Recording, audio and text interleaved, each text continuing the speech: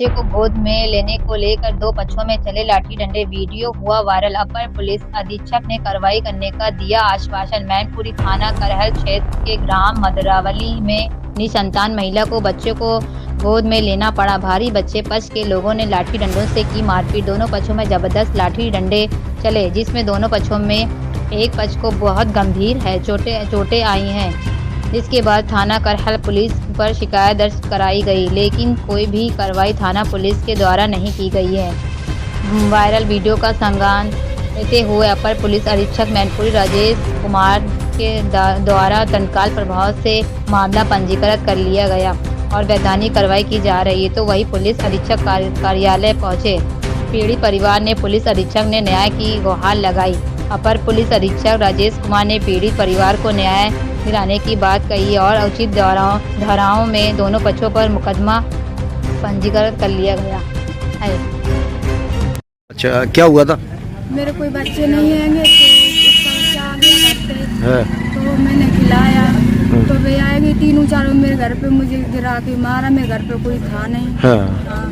तो फिर बहुत तेज लड़ाई भाई। मेरे घर पे न देवर थे न नंद थी, बड़ी बूढ़ी सास थी। और मतलब मायके के आए गए तो बिन्ने मेरी सास को डंडा लठिया लेकर गए मारने के लिए। अच्छा, एक दिन पहले झगड़ा हुआ, फिर दूसरे दिन फिर मारपीट की गई। हाँ।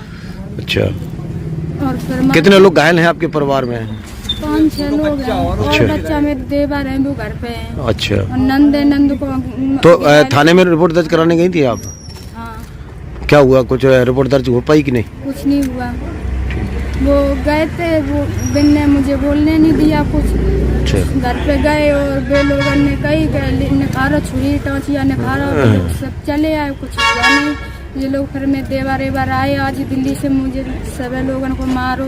फिर आज मामू ने बुलाया, फिर ये लोग आए, फिर मन गए थाने। सुबह ने रिपोर्ट कुछ नहीं लेके लिखी नहीं गई। अच्छा, तो अभी कप्तान साहब से मिलने आई हो, शिकायत करने आई हो? ठीक, कोई पुलिस कार्रवाई नहीं कर रही? हाँ, कार्रवाई नहीं कर रही पुलिस। अधीक्षक से शिकायत करने आई है, क्या पूरा मामला था? बच्चे को लेके विवाद हुआ।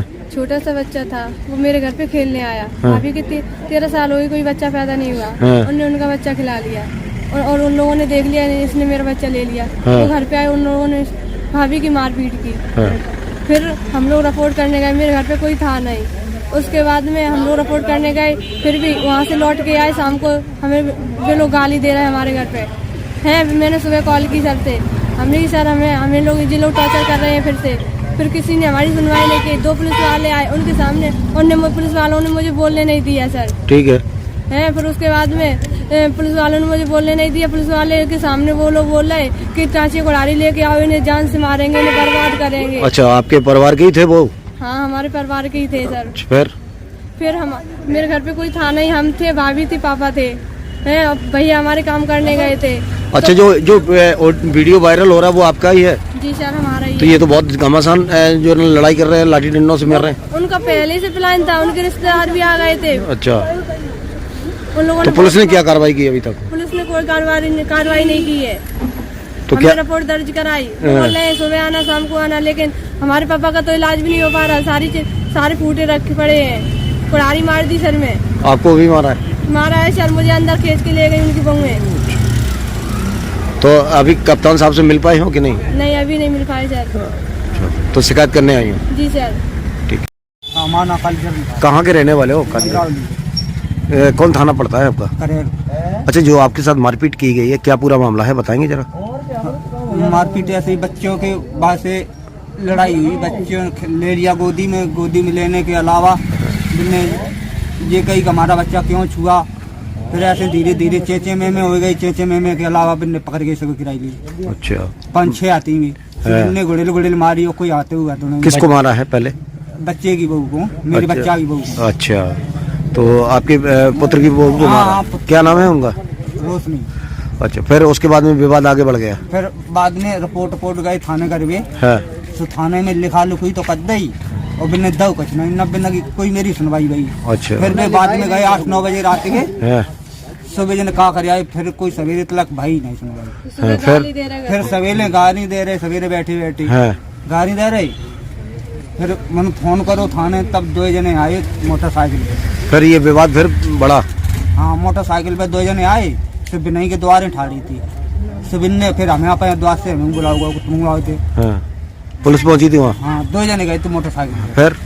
फिर बिन ने कही जी हुआ बे हुआ लिखा लिखुई गए कागज में, अब लड़ाई ना करना ये ना करना, तो करेंगे वो बस चले आए और बिनई के सामने बेजा खान लगे कि लाठी निकाल ले, और बिन ने चुपचाप चले आए। बिन ने नहीं कही कि कछु लाठी निकाल रही। अच्छा हाँ, बे चुपचाप चले आए। बिन ने पीठ फेरी और बे हम लोग रीते जाते जुटे गए।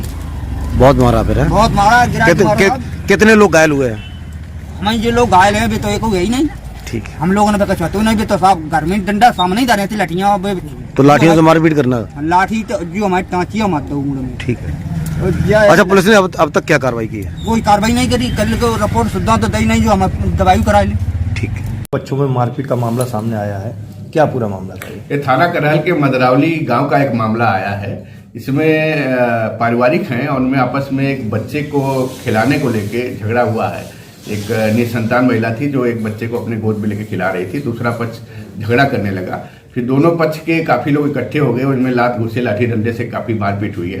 दोनों पक्षों को चोटें आई है, उनका मेडिकल कराया जा रहा है। दोनों पक्षों से तहरीर आई है, इनका अभियोग दर्ज कर लिया गया है और इसमें विधिक कार्रवाई की जा रही है। क्या किसी की गिरफ्तारी भी है? अभी गिरफ्तारी नहीं हुई है, इसमें चोटें आई है इनको, इनके मेडिकल के आधार पे अभियोग दर्ज कर लिया गया और इसमें तत्काल विधिक कार्रवाई सुनिश्चित की जाएगी। सर कितने लोग थे दोनों पक्षों में? दोनों पक्षों ने 4 लोगों के खिलाफ अभियोग दर्ज कराया है थाना करहल में, और साक्ष्य के क्रम में इनकी इसमें शीघ्रता से विधिक कार्रवाई सुनिश्चित की जाएगी। मैं सेना की बात उठा रहा हूं। मैं कह रहा हूं कि 15 साल आप सर्विस देते थे, 80,000 युवाओं को देते थे,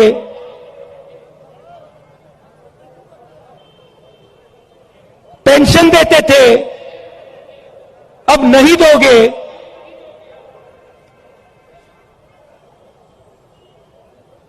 पहले ट्रेनिंग देते थे, सालों के लिए ट्रेनिंग देते थे, अब 6 महीने की ट्रेनिंग दोगे। अग्निवीर योजना वो लाए और मैं सेना के खिलाफ बात कर रहा हूं।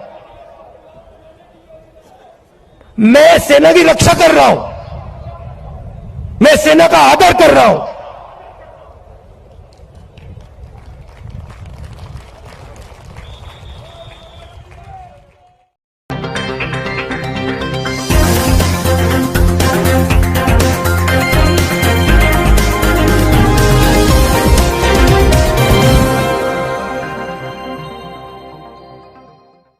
युवक की संदिग्ध परिस्थितियों में जिंदा जलकर मौत। खेत की रखवाली करते समय फूस के मकान में जल गया युवक। बहराइच जिले के कोरिया सफीक गांव निवासी एक युवक रात में खेत में फसल की रखवाली कर रहा था। देर रात को युवक की संदिग्ध परिस्थितियों में जलकर मौत हो गई। परिवार के लोग मौके पर पहुंच गए हैं। पुलिस ने घटना की जांच शुरू कर दी। कोतवाली देहात अंतर्गत कोरिया सफीक गांव निवासी लौकी प्रसाद का खेत गांव से बाहर है। खेत में इस समय गेहूं और सरसों की फसल लगी हुई है। प्रतिदिन की तरह गुरुवार रात को लौकी प्रसाद खेत की रखवाली के लिए गया था। खेत में बने फूस के मढ़े में सो गया। शुक्रवार सुबह गांव के लोग नृत्य क्रिया के लिए पहुंचे तो दिखा कि युवक का सिर जला हुआ खेत में पड़ा हुआ है। साथ ही फूस का मकान भी जला हुआ था। इस पर हड़कंप मच गई। परिवार के लोगों को सूचना दी गई। परिवार के लोग रोते बिलखते पहुंचे पर पुलिस को घटना की जानकारी दी गई। देहात कोतवाल सत्येंद्र बहादुर सिंह पुलिस बल के साथ मौके पर पहुंचे। पुलिस ने शव को कब्जे में ले लिया है। फोरेंसिक टीम की जांच के लिए बुलाया गया। कोतवाल ने बताया कि तहरीर के आधार पर जांच के बाद आगे की कार्रवाई की जाएगी। फिलहाल परिवार के लोगों ने किसी के खिलाफ तहरीर नहीं दी है।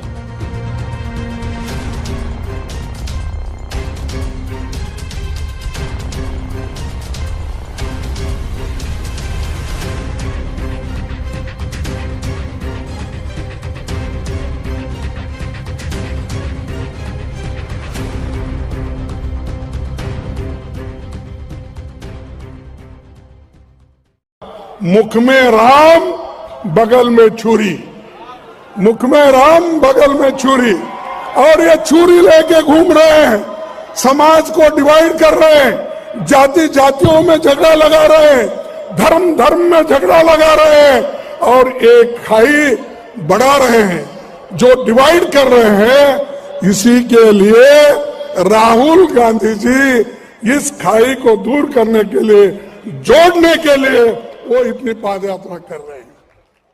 हो रही है बर्फबारी के बाद नववर्ष 2023 के शुरू होते ही उत्तर प्रदेश में इस वक्त कड़ाके की सर्दी पड़ रही, जिसको लेकर जनजीवन अस्त व्यस्त होता नजर आ रहा है। तो वही लखीमपुर खीरी जिला भी सर्दी की चपेट में है और लखीमपुर में अब सर्दी का सितम जारी है, जिसमें सबसे ज्यादा तराई इलाकों में सर्दी पड़ रही है। बीते कई दिनों से कोहरे की धुंध छाई है।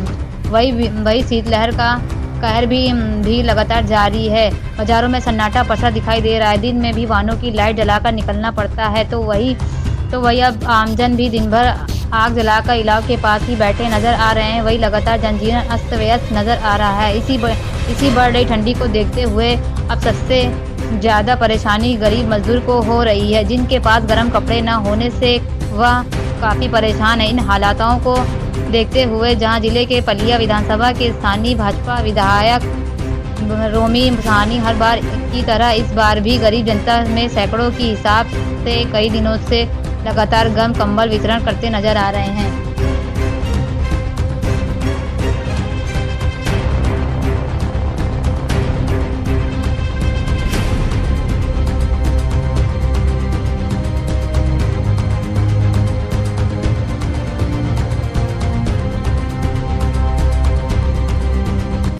आप सभी को बहुत बहुत प्रणाम।